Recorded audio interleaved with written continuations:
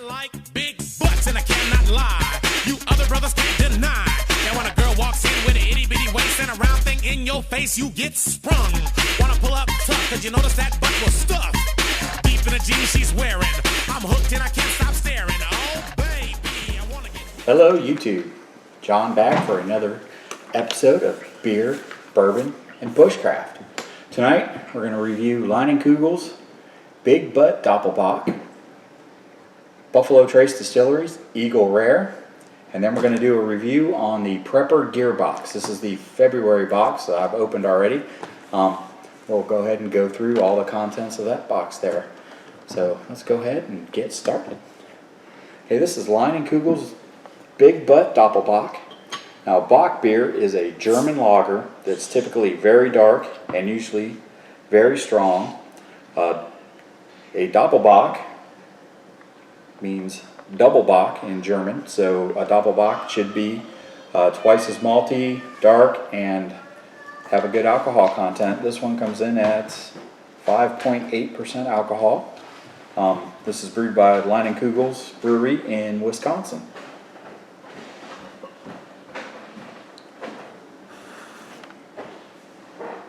Here, so you can see. It's got a nice dark chocolate, almost coffee color to it. Develops a nice head on it. You can definitely smell the maltiness to it. Good caramel and chocolate malts in there. Bocks are typically brewed with extra malts to them.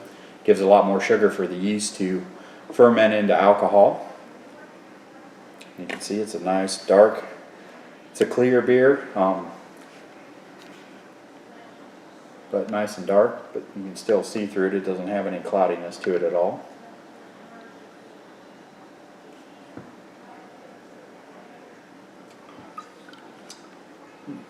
It's got a nice smooth taste to it. Definitely a little bit of coffee, chocolatey caramel type flavor to it that you'd expect from a nice lager that's got this dark color to it. All those extra malts that are put in there. And of course the malts there, the length of time that you roast them makes them darker. The darker the malt when you brew the beer, the darker the beer comes out.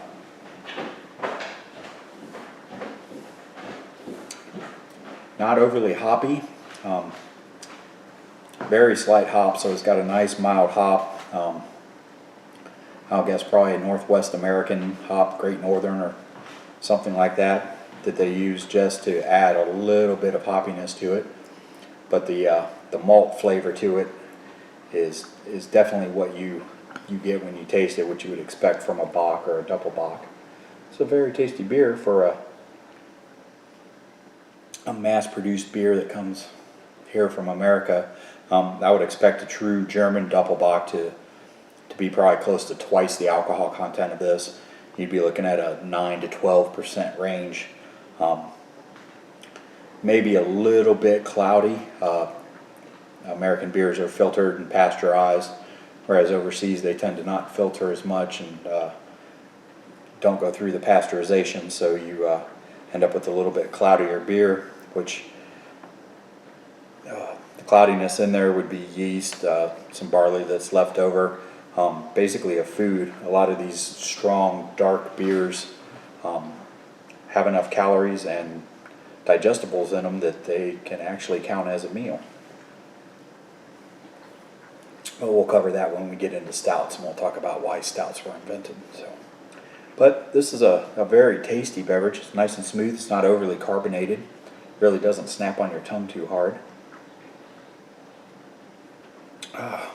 Nice beer that it would go with a nice hearty meal, a stew, or bratwurst and sauerkraut. You could see this being a nice complement to that. Overall, I'd have to give this probably, I would say an 8.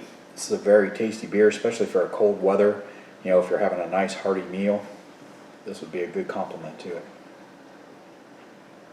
And that's good stuff. I wish Leinenkugel's would bump their alcohol content up a little bit. I don't know the exact specifics on the brewing laws there in Wisconsin. They might have had to keep it at 5.8 to keep from having to label it as a malt liquor or something like that. We've got some strange laws depending on the state that the beverage is brewed in, so can't hold that against them. They do brew something that's got a nice flavor to it. It develops nicely, so good stuff. Like I say, an 8. That's a good tasty beer for go with a nice hearty meal. The bourbon we're going to talk about tonight and taste is Eagle Rare. This is a Kentucky straight bourbon. It's distilled by the Buffalo Trace Brewing Company in Lexington, Kentucky. It's a good place. Was there and did a tour of this past weekend.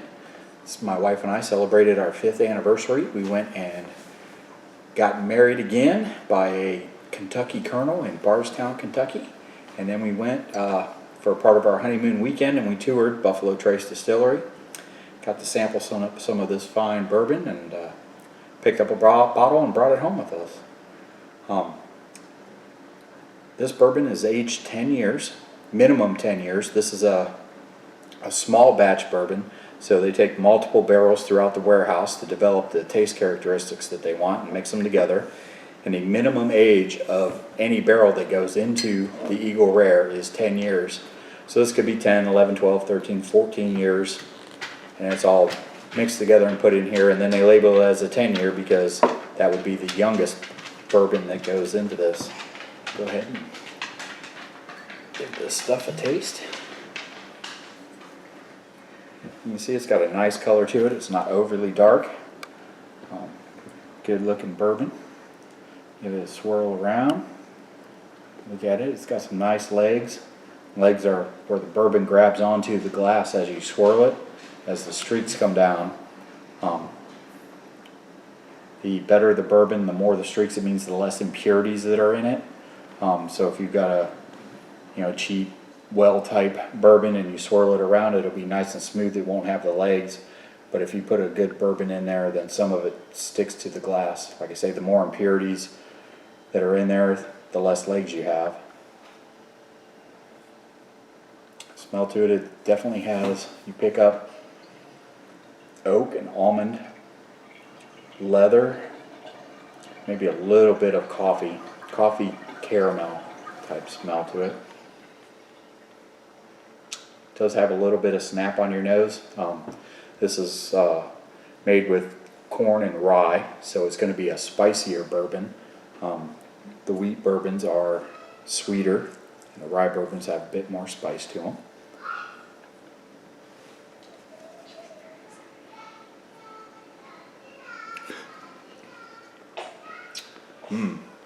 It's very smooth and very tasty. When it first hits your tongue, you pick up some sweet caramel notes, and as it rolls across your mouth, it turns more into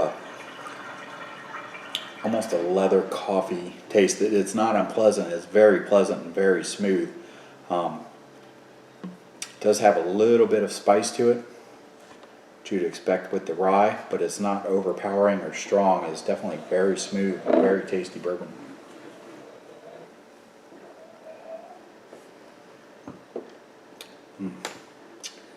Definitely finishes well. This is a very, very good bourbon. Again, this is distilled from Buffalo Trace in Lexington, Kentucky. If you have the chance to pick some of this up and you are a bourbon fan, I'd highly recommend it. I would have to give this a 9 or a 10 as being some of the better bourbon that I've tasted.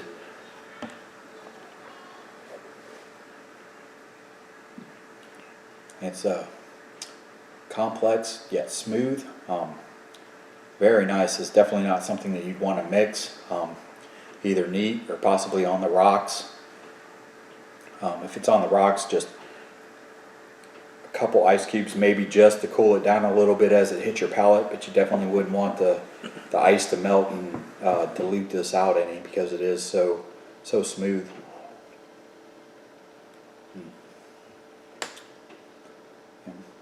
Definitely a very tasty bourbon. Highly recommend this. This is one of the best I've ever tasted. All right, now we'll move on to our bushcraft. And tonight again, with the popularity of the subscription boxes, we're going to go ahead and talk about another subscription box. This is the Prepper Gear Box. It's a monthly box. It's $24.99 plus shipping. Comes out to you every month. You can get 1 month, 2 month, 3 month, 6 month, or 12-month subscriptions from them. And each month they send you a little mixture of products. It's always fun. It's like Christmas every month when my boxes come in. I get to open them and see what new type of gear I get to play with for the month. This is February's box. Just got the notification today that March's box has shipped and it's on its way to me. So we'll be doing a video review of that. Hopefully a little quicker than I got to this one. One thing I like with Prepper Gearbox is every month they have a card. It's hole punched. I've got them hooked onto a carabiner. Keep all the cards together. This month is Fire Building Basics. This card gives you some pertinent information on building fires, type of tinder, kindling, fuel logs you'd want to use, how to start your fire, some additional tips. It's a nice laminated card, and like I said, I hook it onto a carabiner, and I've got the whole collection that they've put out so far there just for some quick reference. A nice little card. And we'll get into the box. This month comes with a survival grenade. This is a neat little product. It is a paracord wrapped survival kit that if you grab a hold of it and pull on the carabiner, the paracord will start to unwrap, and you can unwrap the whole thing. Inside here you've got fishing hooks, fishing line, weights, floats, swivels. So basically everything you need to fish except worm and a pole. Flint rod, ferro rod, an alcohol pad to use as tinder. Those light up really fast. We'll be doing a video on that. Some other tinder, looks like a jute cord. Some tin foil. You can make cups out of that, signal, all kinds of uses for that. Knife blade, the carabiner on top. There's 9 feet of paracord. Some iron wire that you can use to set snares. Safety pins and a needle. So that's a neat little compact kit, fishing kit. A little bit of survival stuff. Something you can clip on your pack and kind of forget about until you need it, and then, you know, if you are in desperate need and need to fish or something else because you're trapped somewhere, you've got it right there. You also have the paracord. You can use the inner strands of the paracord, as you know, to fish as well. This is a 550 cord, so it's got 7 strands on the inside of the black cord. All you got to do is pull it apart, and you can make snares with it, set traps, use it for fishing. So neat little item there. Also, we have a pack of 8 wet fire tinders. These are nice little blocks. They burn wet or dry. I've not tested these, but look for a review coming here soon where I test the limits of these wet fire. They say you can soak them in water, take them out, and they will ignite and light a fire. So I'm going to put that to the test and see exactly how good these are. Basically, you open the little packet, use a knife or stick or something and scrape a little bit of fuzz onto the top of it, and then hit it with a flint or a ferro rod or a lighter, and it's supposed to light on wet material in the rain and when this piece itself is completely soaking wet. So we're going to put that to the test in another video and see exactly how well the wet fire does. So in this month is a Nebo flashlight. It's a nice little tactical looking flashlight. It's got a, as you can see there, the bezel on it is cut out kind of like a flash suppressor on an M4. I guess you could use that to crush something, to break a window in an emergency if you needed to get into or out of a vehicle or into or out of a structure or something. It's pretty sharp, not super sharp. I mean, you could definitely puncture skin with it if you hit it hard enough, but it seems pretty strong. It's a nice all aluminum flashlight, push button on the back. I believe it is a AA battery. Yeah, a single AA battery powers it, comes with the flashlight. got O-rings there, so it's at least water, should be at least water resistant. Not sure exactly how waterproof it is. Turn it on and see how it does. Looks pretty bright. I'd be guessing 250 to 300 lumens, somewhere in that range. See if that adjusts it. No, that just unscrews so it doesn't adjust. Does have a strobe feature to it. So if you are trying to get away from an attacker or something, you can disorient them a little bit, hitting them with the strobe unit. And it's just a simple touch on the back rubber pad, switches it from regular beam to strobe. So a nice little flashlight. It's got a spring steel pocket clip on it there. Clip it on your pocket, clip it into your pack. Nice light little unit. Say a decent little flashlight that came in with it here. It's definitely not a Surefire or anything like that, but it's a nice little flashlight just to have an extra flashlight with you. Okay, also this month we have Aquamira water purification tablets. This is 20 tabs. It says it kills at least 99.99% of bacteria, improves the taste and odor of treated water, easy to use for camping, meets the microbiological water purifier test standards. So basically just water purification tablets. There's 20 of them. It's a nice solid little bag. It's got a Ziploc type closure on the top there. You just rip the top open and then use a tab and you can zip it back. I guess in an extreme emergency you could probably even use the bag itself to hold some water and add a tab to it. Each tablet treats 1 liter of water. So you got enough to treat 20 liters here, so almost 5 gallons of water you could treat with this packet. Not too bad. It's a nice little thing, something you can fold up, throw in your pack.